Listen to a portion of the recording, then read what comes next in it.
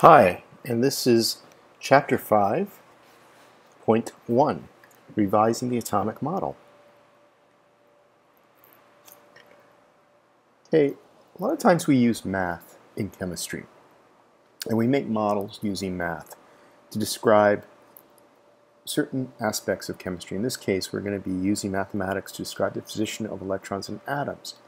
Previously, as we looked at the atomic theory, we saw the development from Dalton, who thought the atom was indivisible, to when we started discovering the electron through the experiments of J.J. Thomson, and then the nucleus, and hence the proton, due to the discoveries of Rutherford.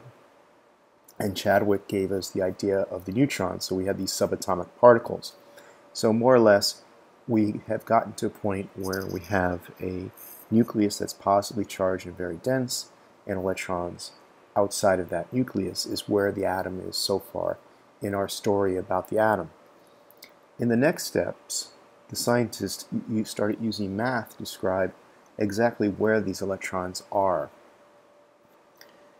And if we look here on this picture, it actually looks like a real person, but it's actually a model of a skier because it's lifelike. When you see the smoke going over the skier, that's because they want to see what the air resistance is, because if there's less air resistance, obviously the skier will go quicker. So the first person we're going to talk about in this section is Bohr. Bohr was after Rutherford, and he's come up to a new model of the atom. There were limitations of Rutherford's atomic model. It explained only a few simple properties of atoms. It really didn't give us a good in-depth look at it.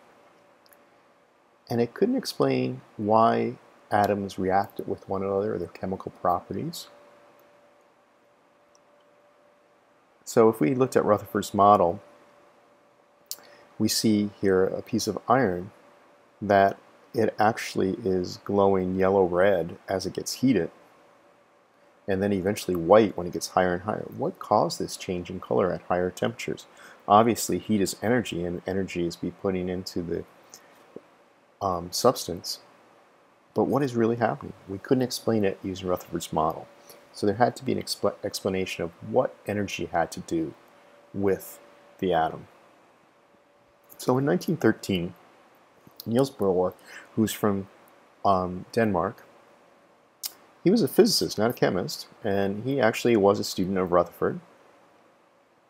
And he started looking at this other ideas of the atom. He changed Rutherford's model. Now, what I want you to think about as we go through each of the models of the atom is that we're like putting a scaffold onto the original work by Dalton. And there's some things that we find that we're not really right in the first models, but we're kind of tweaking it each time we go further. So we're not throwing out the old models totally, we're building on them. So he incorporates discoveries about how energy of an atom changes when the atom absorbs or emits light. So there's your energy component. Just as we saw in the previous slide when we saw the iron heated up and glowing, he wants to be able to explain that in terms of what is happening at the atomic level. So he came up with the idea that electrons had like little circular orbits that were like the planets circling the sun. So the nucleus you could think of as the sun, and the electrons were like the planets going around the sun in circular orbits. Now that's very important in Bohr's model. So he's saying that the orbit of the electrons are fixed at a certain amount of energy, and they could only be at that energy. So this is where he comes up with what's called a fixed model. Okay? So fixed energy, and we call these energy levels. All right? Each possible electron orbit in Bohr's model has a fixed energy, and we call these energy levels. A quantum Okay, this is a new word, a quantum. So let's really look at this word carefully.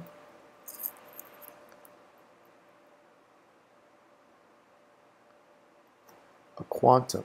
And this is an amount of energy that's required to move an electron. So it's energy specifically to move an electron from one energy level to another energy level. All right, so we're going to see in the next slide a picture of a ladder. Now what we're saying is, if we look at this ladder, it's kind of a weird ladder because the rings get a little bit different, but they're trying to show you what it looks like in the atom itself. A quantum would be exactly the amount of energy, for instance, to get from this rung to this rung. There's not like a half a quantum that would get you halfway, because what if you try to go there in the ladder? You'd fall down to this level. So you have to have enough to get to this next level, and so on and so forth.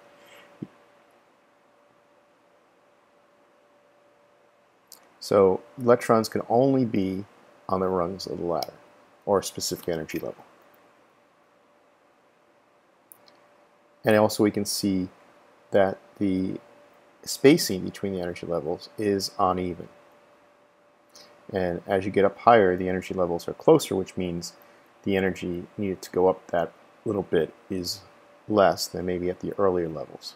So it takes a lot more energy to go to the lower level, to the second level, than it might go from one of the higher energy levels to the next higher energy level. Now, why do this? What does it improve on the Rutherford model? Okay, again, if we go back to what I said earlier, the Rutherford model was inadequate to explain the properties seen in the macro world when we heat something up and we see a change in color or glowing. So something had to cause this within the substance. So the Bohr model explains how energy levels of electrons change when an atom emits light. So in other words, by emitting light, something's happening. Energy has been absorbed or released, and light has been released.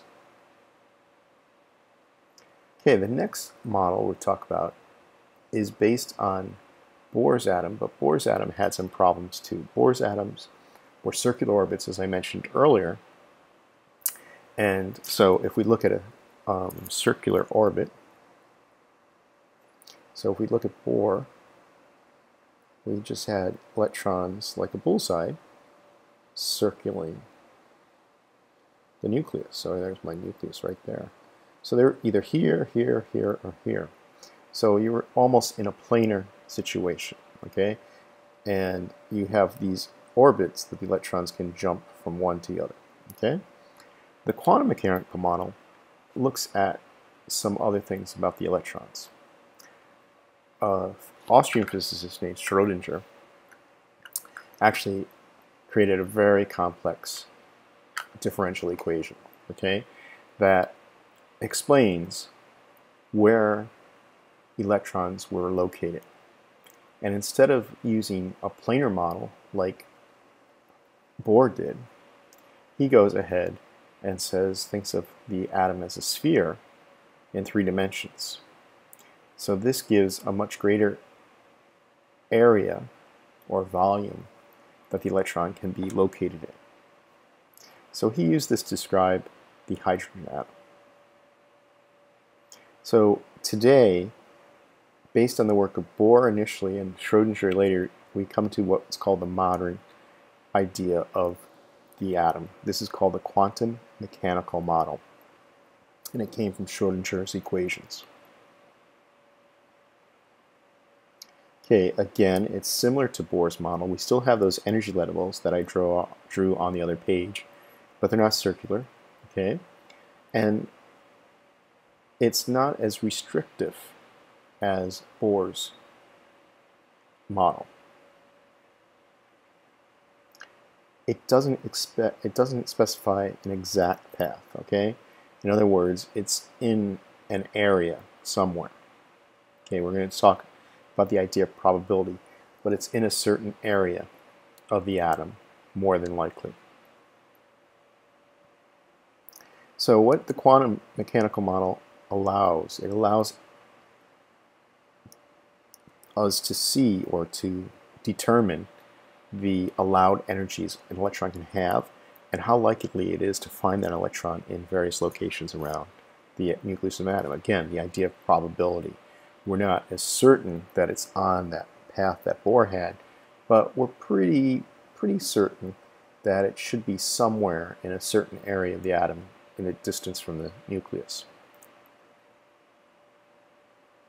Okay, so we've gone from certainty now to probability, which is kind of interesting, but the electron is always moving, so it's very hard to decide where exactly it is.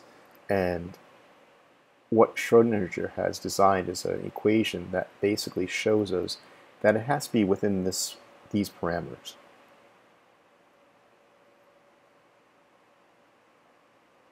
So if we look at a picture represented on this page, we see kind of what Schrödinger was saying is if we create our nucleus here, this is our nucleus, okay, right here is your nucleus, and outside the nucleus you have kind of this shaded area, and we call that shaded area the electron cloud.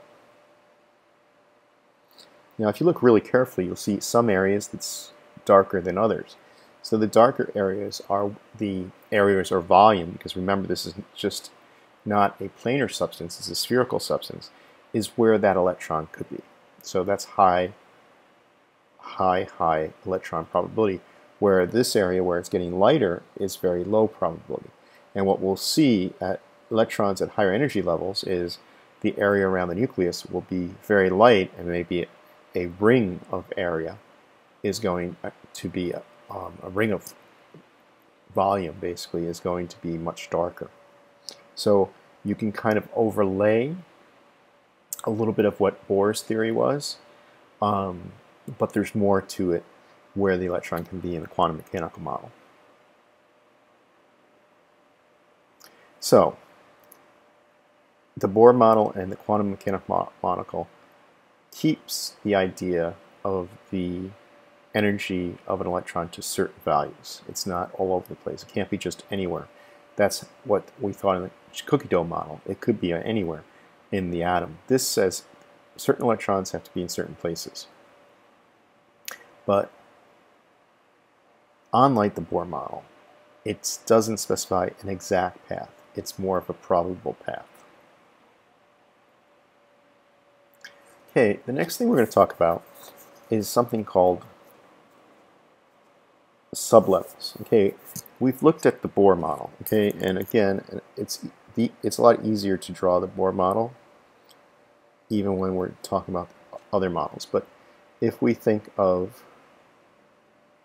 something like this, and it kind of is a cross section maybe of the modern quantum theory. Each of these levels can be thought of having sublevels. Okay, so levels within this major level. So we come up with atomic orbitals within our theory. Okay, so Schrödinger equation gives us the energy or energy levels electrons can have. Okay, that's what the equation gives us. So we might have a first level, second level, third level. And these are all things that we will see.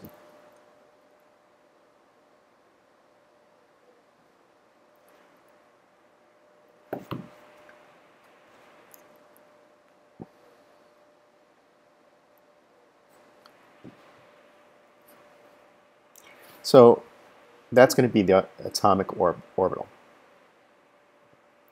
And so this atomic orbital is a region of space which there is a high probability of finding electrons. So if we kind of take our picture from Bohr and turn it into a sphere, we're going to get a very, very dark area of high probability with lighter areas or lighter volumes of lower probability for where that electron could be. So the first thing that we really have to know is, what do we call this energy level? And this we give the number or the letter n, okay? And n stands for principal quantum number. Now this is a very important fact. Principal quantum number n is going to be, if you think about the Bohr model, each of those orbits. So the first n will be 1, second will be 2, 3, 4, and as you go further from the nucleus, it's going to increase. Okay. The other nice thing about the letter n, it also corresponds to something on the periodic table, which we'll see later on. If you look at the periodic table, you'll see 7 rows. So something that has an n equals 1 means the atom is in row 1, or those electrons are in the very close orbital. So row 1 would be just n equals 1. Some atom in row 2 would have some electrons in row 1 and some in row 2. So n equals 2. Okay, so that's the principal quantum number. So as I just said, n is the whole counting numbers. So 1, 2, 3, 4, and on and on. Okay, in our current configuration of the periodic table and the number of elements we have, usually we think of n going to 7, but this is really infinite. There's infinite number of energy levels an electron could be in, but the ones in the periodic table would only go up to 7. Okay, after we go through the first energy level, there are more than one sublevel. So we have within the principal quantum orbital, there are different sublevels having different energy. There's one that's lower than the other, for instance. And this is what we call our sublevels. So from n equals 2 on, we start having energy sublevels. So this means we could have one or more orbitals of different shapes of where the electron could be. So it's describing the volume and the shape of where the electron could be within that principal energy level. Okay, so these create sublevels. So the first sublevel is called S. And the reason it's called S is if we look at this picture, we see that the orbital has a shape of a sphere. So if we look at a coordinate graph in 3D, we see that it's a big sphere. Okay, so somewhere in this sphere our electrons reside in the S sublevel. The next one is P. If we look at P, we often call it a dumbbell shape, okay, because it kind of has these two lobes on it, and this is a PX, all right? So actually what happens is we can have 3 of these, one in the Z direction and one in the Y direction, okay? So that is called the P orbitals. So we only have one S orbital for each of the energy levels, principal energy levels, and we have 3 P orbitals for each of the principal energy levels. Okay, so for a given principal energy level greater than 1, there is one S orbital, and there are 3 P orbitals, just as I said. Okay, and there they are drawn for you. Now, when we start getting to the third principal energy level, there are also D energy levels. Okay, so if you look, we've got 4 lobes. I often call this, it looks kind of like a flower to me. So sometimes I call it a flower. Okay, there's one in the YX plane, there's one in the ZX plane, and there's one in the Z. So this is called DXY, DXZ, and this is called DYZ. It's kind of hard to see that one. Okay, and then there's this one that's a little bit different. Okay, it's kind of, it looks like it's on the XY again, but it's a little bit different how it's there. So it's called DX squared, Y squared. And then there's one weird one. It has a donut in the middle. It kind of looks like a P orbital with a donut in the middle. Okay, so these are the shapes of D orbitals.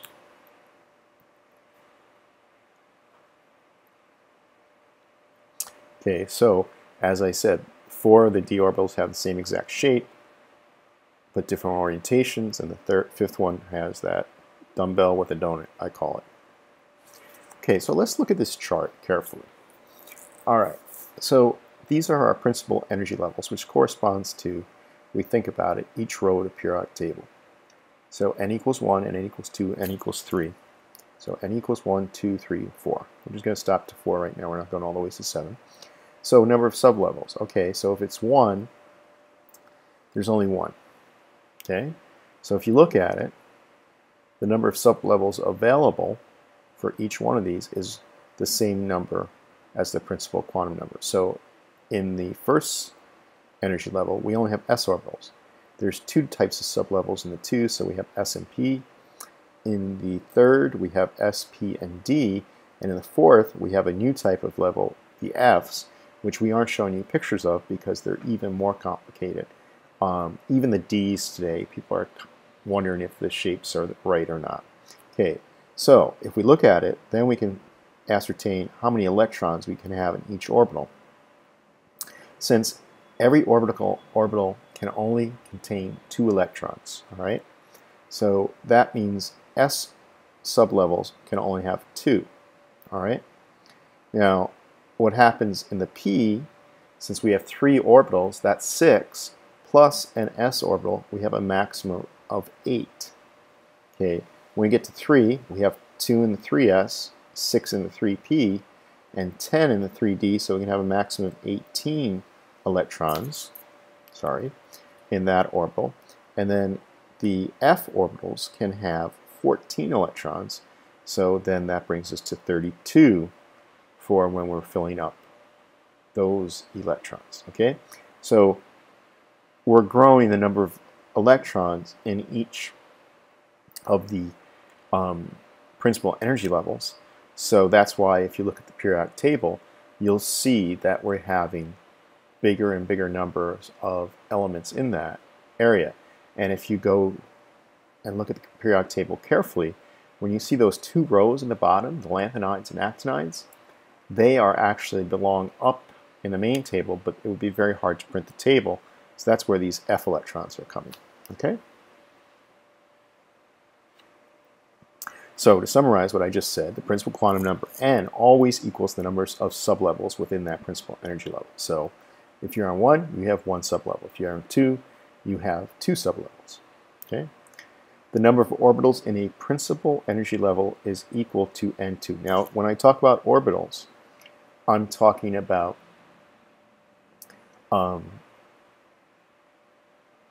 the actual locations. So in the first orbital, if n is 1, okay, 1 squared, what is 1 squared? 1 squared equals 1.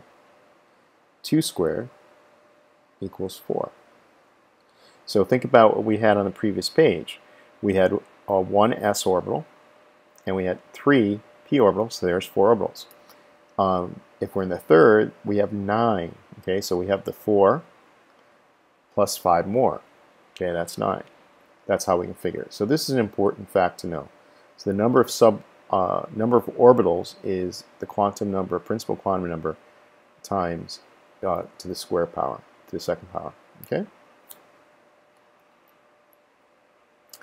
A maximum of 2 electrons can occupy an orbital. Okay, that summarized what I said previously. So the maximum number of electrons that can occupy a principal energy level.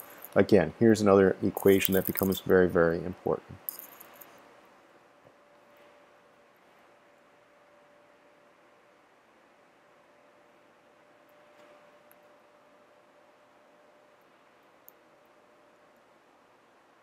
Okay, so it's 2n squared.